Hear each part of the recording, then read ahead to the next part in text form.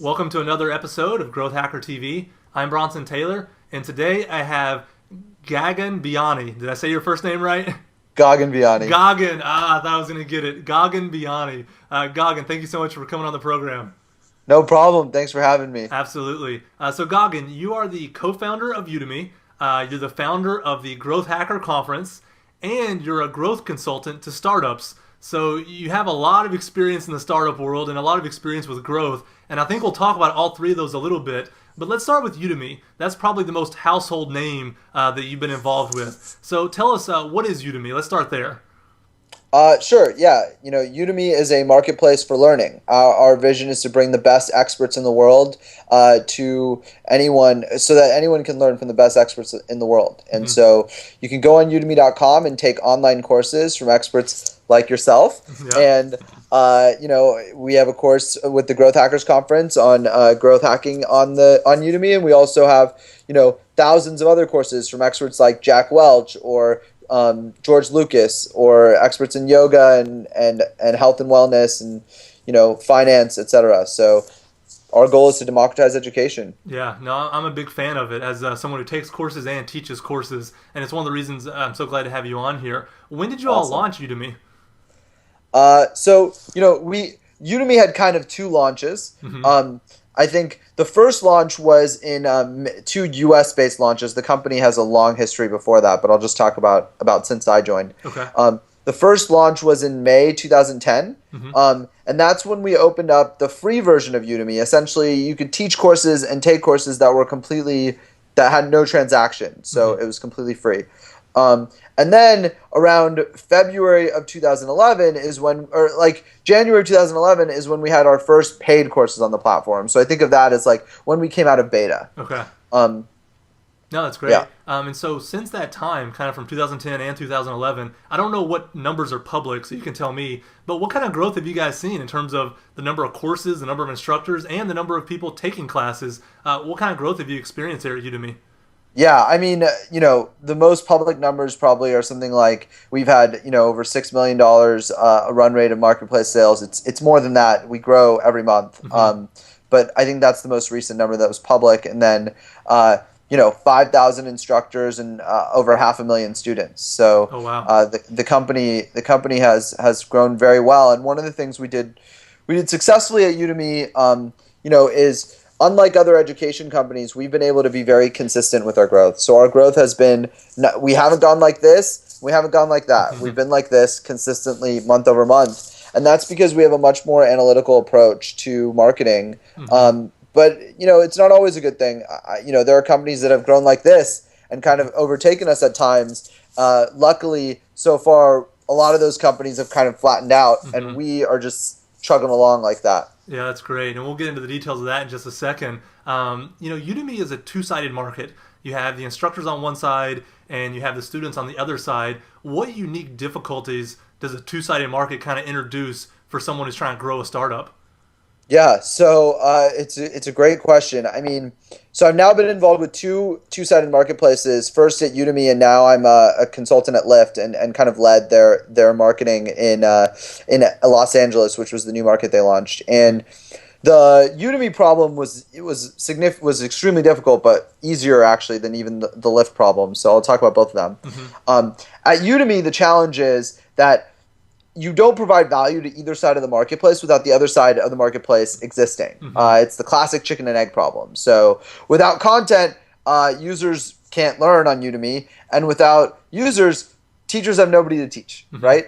And so naturally, what you have to do is figure out how to basically fake one of them or juice one of them or fund one of them so that you can get enough supply so that you can compete, you can provide demand, or vice versa. Yeah. And companies over time, Kickstarter, Etsy, Airbnb, eBay, all these marketplace businesses have done it in various ways, but getting off the ground from there is extremely difficult and the most important part. Yeah. And so let's talk about how you did that, because you have a very interesting story that I believe you posted on Quora about how you seeded one side of that market. So how did you end up with your courses when day one you have 0 courses? Obviously, it's not going to work. Yeah. So two main strategies on the supply side, which is supply is people putting up courses.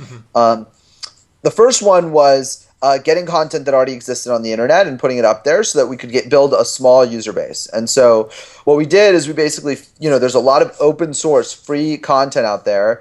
We Similar to Academic Earth, which was another company that was in the education space. They've since been acquired, but similar to Academic Earth, we basically took a lot of that content and packaged it in a nice little Udemy package and provided it to prospective students. And that was one way that we actually solved the chicken and egg problem, basically by faking the chicken, acting like there are real instructors on the site when in fact they're recorded videos. Yeah. And then we got a little bit of demand from that. But honestly, that was a very small part of the problem, part of the solution. The rest of the solution comes after that, when we actually started to recruit instructors directly to teach on Udemy and did it in a highly scalable manner. So we have a team of people who basically reach out to instructors who we think would be great on Udemy. We get on the phone with them, and then we help them understand why Udemy could be helpful to them, whether, figure out whether or not they're a good fit for us, since we don't like every type of instructor, and then convince them to actually build a course on Udemy. And, over time, that process became the way that we scaled from 0 to 5,000 courses. And obviously in the beginning, you're adding 2 to 5 courses a month. And the reason is because it's a lot harder to convince those people in the early days. But after the first couple of courses are successful, it's a lot easier to get people to basically believe that you can deliver value to them. And so then the supply side of the market becomes easier and easier over time. Yeah. So you solved the supply side.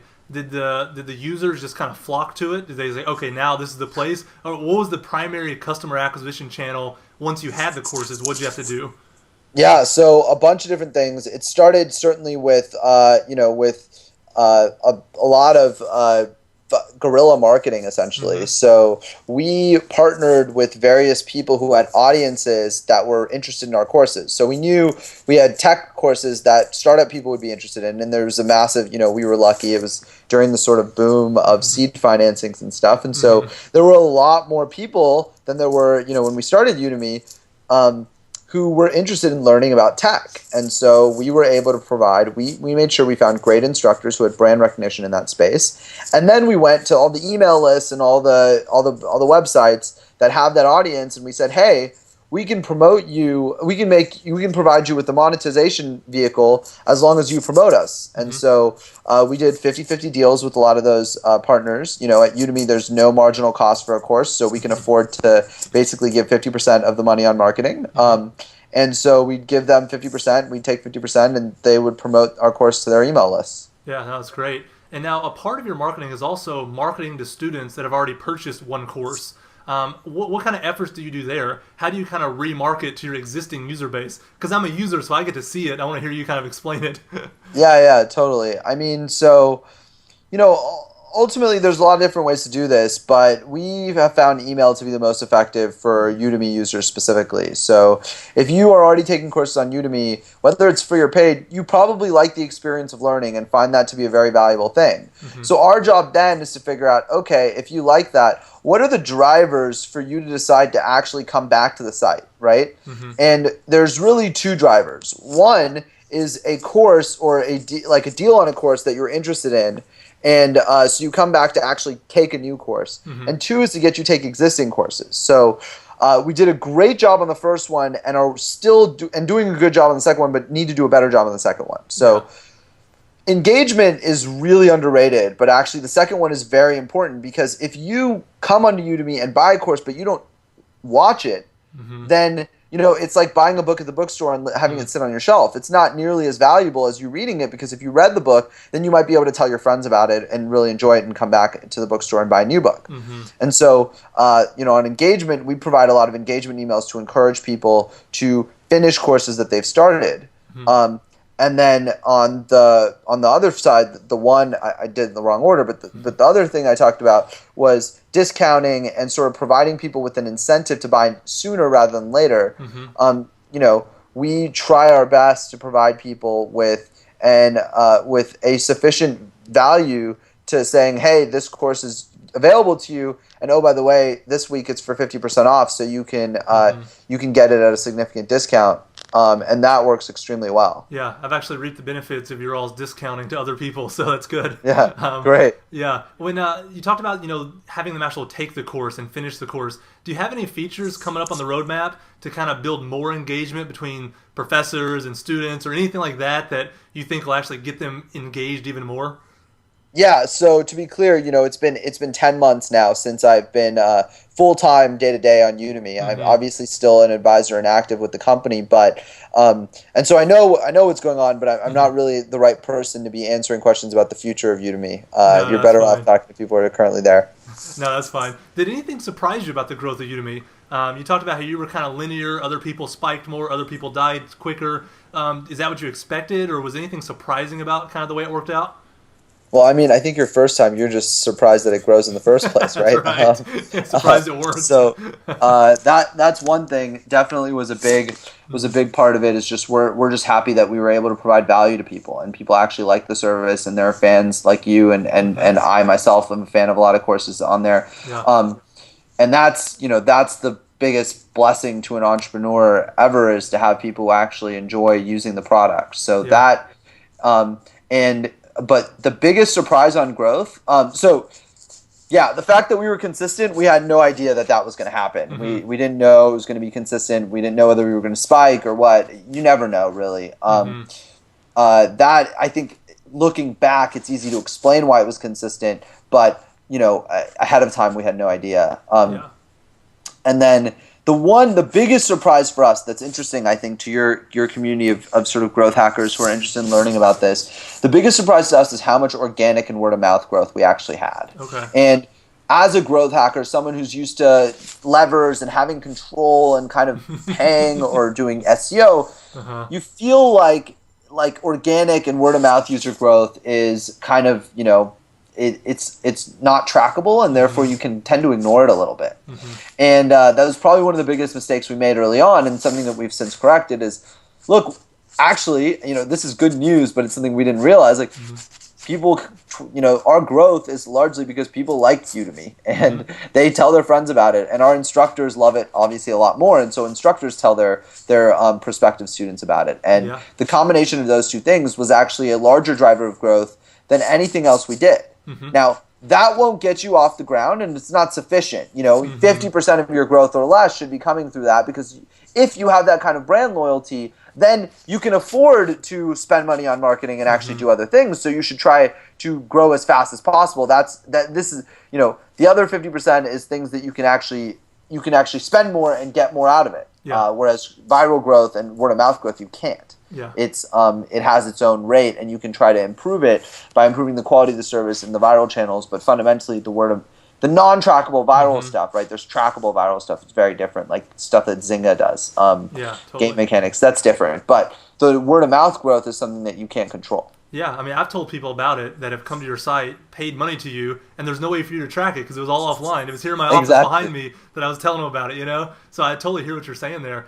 You also mentioned, being able to spend money, and not just rely on that solely. Where do you guys dump money? Are you dumping them into Google Ads? Are you dumping it into retargeting? Are you dumping it into, where are you putting that piece of the pie when you do spend money on marketing?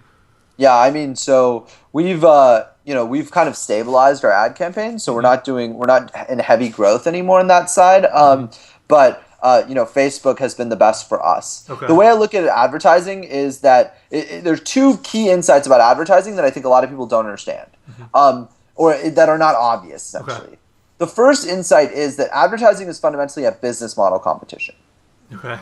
It's you competing with the other company to figure out who can afford to pay more for the user. At the end of the day, changing the copy, changing the images and everything, any monkey can do enough A/B tests to basically get to a certain level of optimization. So if I'm paying $5 per user, the worst case scenario is an unsophisticated buyer is going to pay $6. They're not going to be paying $25, right?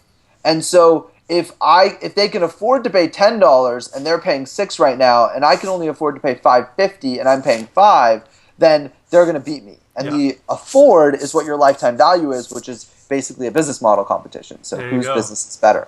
That's awesome.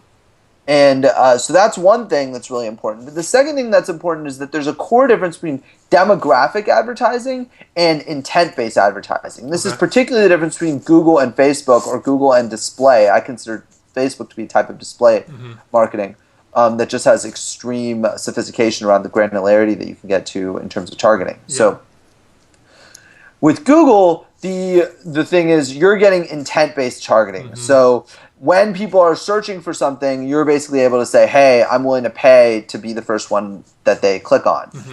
That's obviously super interesting and valuable, but the problem is that it only works for a certain set of things. The same thing is true with display and brand advertising. Display and brand advertising is saying, I know who my customer is, but I don't know when they're going to buy, right? So like on Google, I know when they're going to buy, but I don't know who you are. Yeah. And on Facebook, I know who you are. You have, you're a certain gender, you're a certain age, you live in a certain city, etc. You have certain interests. I can target all based on that. But then I have no idea whether you're going to buy my product tomorrow or in the next 6 months. I don't know why I don't have any understanding of what your priorities are at the time. Yeah. And so for companies like Udemy, where you don't buy on a need, you buy on an interest. You buy because you're interested in learning about something. You don't buy because so you go to Facebook because that's where we they go to can do Facebook that. because we get demo targeting. We're Yeah. able to target people who are interested in our courses, and we know what that looks like.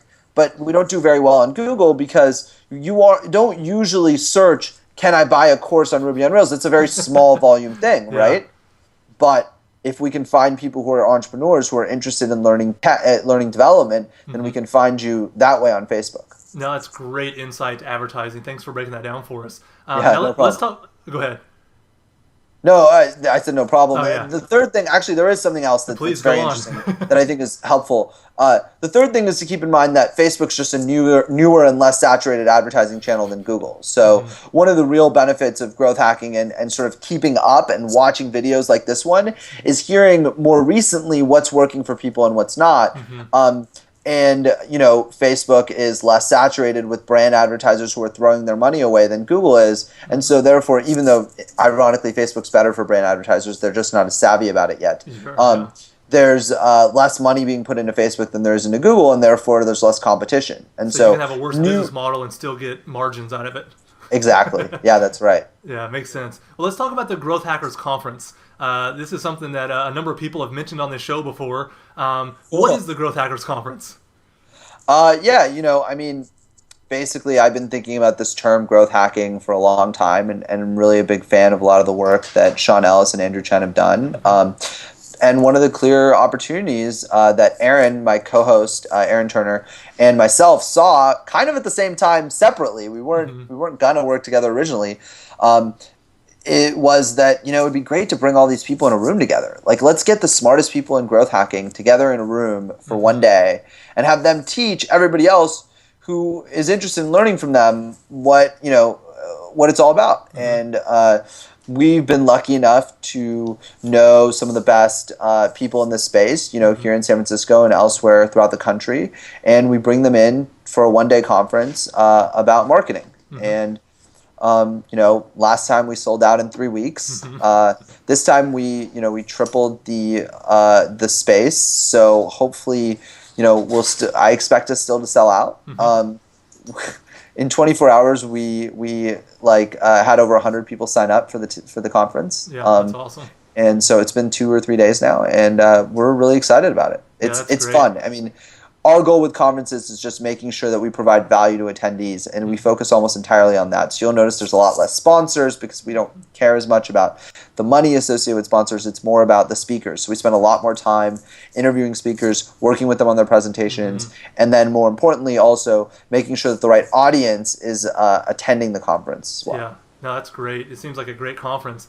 Since you do run a conference like this, my guess is you have kind of a pulse of the industry that very few people do because you interact with growth hackers, on a more regular basis. Where do you feel like we're at as an industry? It seems like it used to be a complete art. There was a few people that had mastered this thing. It was a black box. We didn't know how it worked. Is it becoming more of a science? Is it becoming more repeatable, more systems in place? Or is it still just a free-for-all, Wild West, some people can do it? What's your take on it? Well, I mean, marketing, look, growth hacking is just another word for marketing, right? It's just our way of saying, hey, we think we're a little bit different than the old school marketers, right? But we're still marketers. I still tell people who don't know what growth hacking is, I'll say I do marketing for startups, right? Yeah. And so fundamentally, marketing is always half art and half science. It's just moved a lot closer on the science side of things. Okay. And so not half and half. I mean, it's always been a mix of those two things, and now we're kind of seeing a lot more science. However, I strongly feel that too much emphasis is being placed on the numbers and the science behind it, and not enough on the art of it. So, explain that to me a little bit. well, classic example: the average growth hacker spends very little time interviewing customers. That seems like something that's become very popular among startup entrepreneurs, with Lean Startup, and something that's very popular among UX designers with Lean UX and stuff. But we don't have Lean marketing yet. And to me, growth hacking should be both understanding your customers so well that you know exactly what to say and what copy and what time of day and why they're buying, and sort of convincing them that they should. And then on the flip side, using math and analysis to then take your sort of best case guesses as to what's going to work, and comparing them and figuring out which one it actually is working. Gotcha. And so the problem is, keep in mind, like, anybody can run A/B tests. A/B testing is not a very difficult thing. There's a million people out there in the United States who have enough statistical knowledge to do A/B tests, right? It's not that hard. Maybe 100,000, whatever. The thing that's hard is coming up with A and B. If you come up with a good A and a good B, right, then all of a sudden you've figured out you're much further ahead than the average person who's doing A/B testing. Gotcha. And so it's not just about science. I think people really misunderstand that. It's both. Yeah. No, that's great. Thanks so much for diving into that for us. Let me ask you this. What's the best lesson or lessons that you've learned from your own conference? From sitting in the crowd, watching the speakers, from interacting with other people there? What have you personally just learned and you kind of put in your tool belt and said, all right, I'm glad I know this now? Yeah. That's a great question. So honestly, like, a lot of the things that you're hearing me talk about are things that I may have already understood to some extent, but that crystallized in my mind when I heard more experienced people talk about them. Yeah. So when I talk about business model competition, that's not my analysis. That's someone else who I've listened to, who I respect, from the conference, basically talking about it, and me then being able to say, okay, now I get why. Like, I understood it to some extent, but it really crystallized in my mind. So, it's hard to learn new things, completely new things, without doing them. And so I think fundamentally the conference does not provide you with a new skill set on day one. What it does is, anything that you already know, it'll move you a step function or an order of magnitude to the next level of where you're at. So if you're doing mobile marketing right now and you've been thinking a lot about it and spending a lot of money, someone at a conference will provide you with their insights and their perspective on the overall market, and you'll be like, oh shit, I've been thinking about this thing, now I'm here, right? The second thing it'll do is it'll introduce you to terminology that you should then go look up afterwards. Like, honestly, a lot of this is like, you have to go and do a lot more research than what you can get in a full day conference. Yeah, this is what these interviews do for me. I got to go look up stuff after every interview.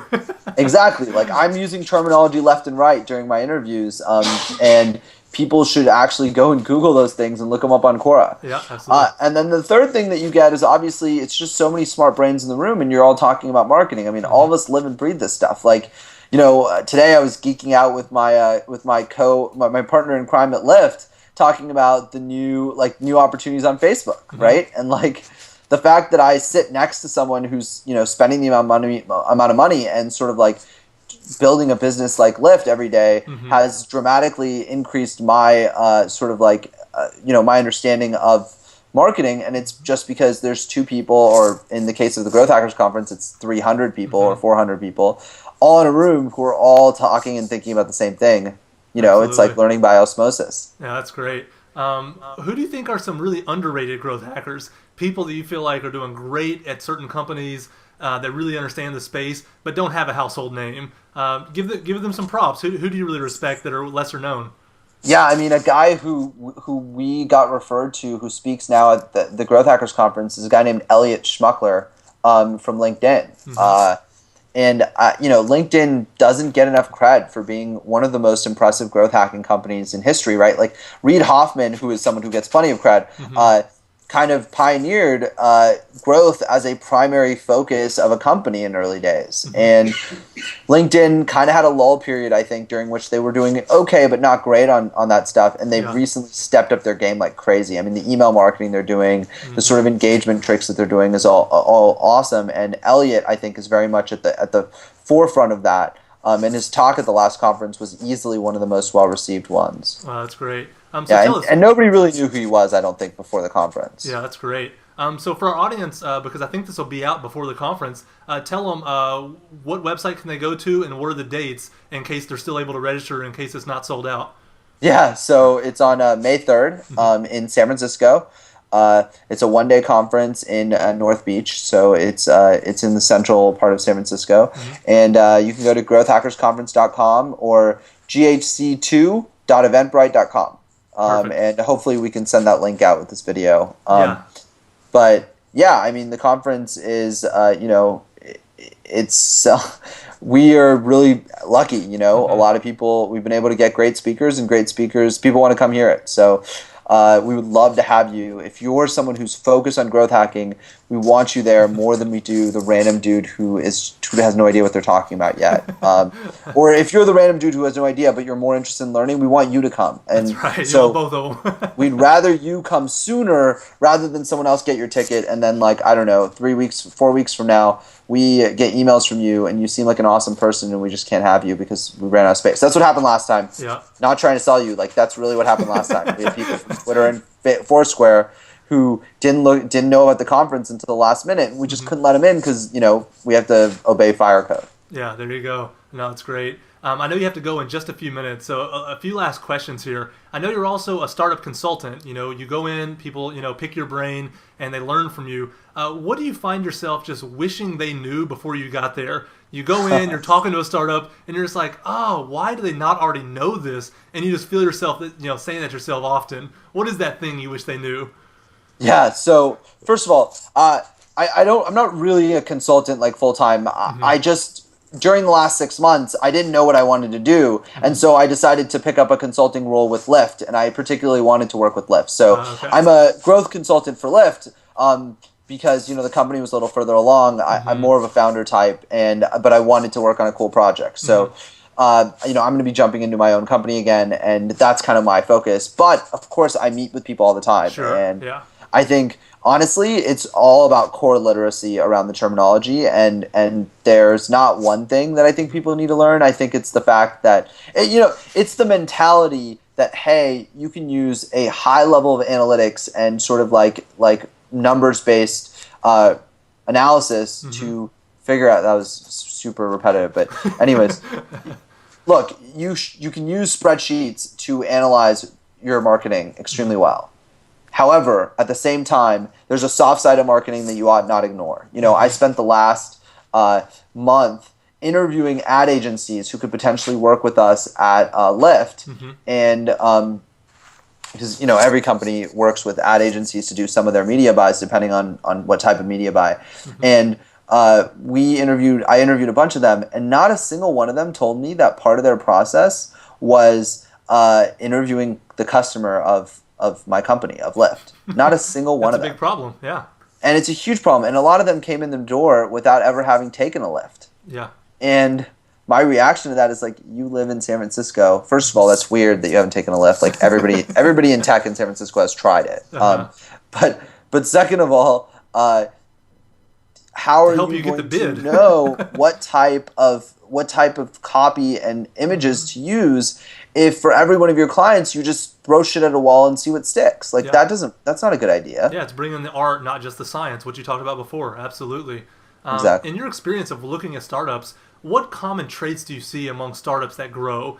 Is it a certain size team? Is it that they have somebody on staff with a particular skill set? Is there any commonality, or is it just, are the ingredients mixed up all different for every startup and some work and some don't?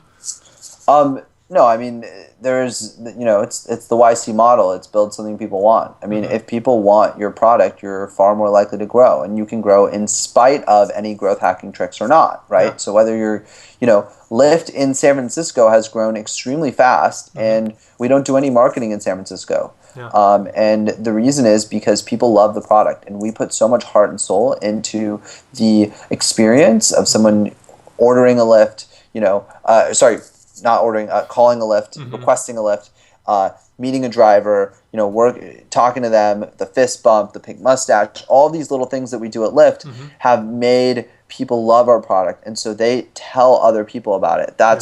That's the most powerful thing in terms of startups. Yeah. Once you figure that out, once you have a product people want, then that's where growth hacking kicks in. That's when growth hacking allows you to take your growth from wherever you are and go faster and faster Yeah. and faster, No, right? it makes a lot of And sense. changing the trajectory is the goal of growth hacking. It's not creating trajectory in the first place, and people miss that Gotcha. You all the got a time. product they want, and then you fine tune it from there. Absolutely. And that's Exactly. the correlation between Lyft and Udemy. It's the same thing. They wanted it at its core, and then you figure out how to fine tune that process. But Udemy is something I love before you ever start tweaking the dials. Thank you. I appreciate that. And Yeah, absolutely.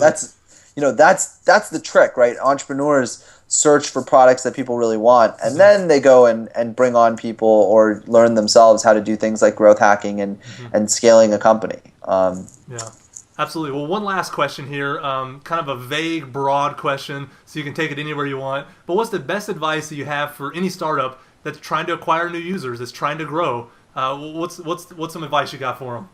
Yeah, if you're a business co-founder, then the only way that like one of the best things you can do in order to become valuable to your current company or other companies in the future is to learn marketing and to really understand the various facets of marketing in a way that nobody else does. Because ultimately, people talk about hacker, hustler, and designer. Mm-hmm. Really, what it is in consumer internet, it's hacker, marketer, designer, or hacker, growth hacker, designer. Mm-hmm. And then in B2B, it's hacker, engineer essentially, salesperson, and designer. Yeah. And ultimately, the best teams are formed when you have a very solid understanding of the when you have a very solid understanding of marketing as a business person on top of all the other things like fundraising and PR and everything else. Yeah, that's awesome. Thank you so much for coming on the program. It's been an incredible interview. You're a wealth of knowledge, and you just spew out data that's awesome. So thanks so much for being here. Awesome. Thank you. Thank you for doing this. This is great.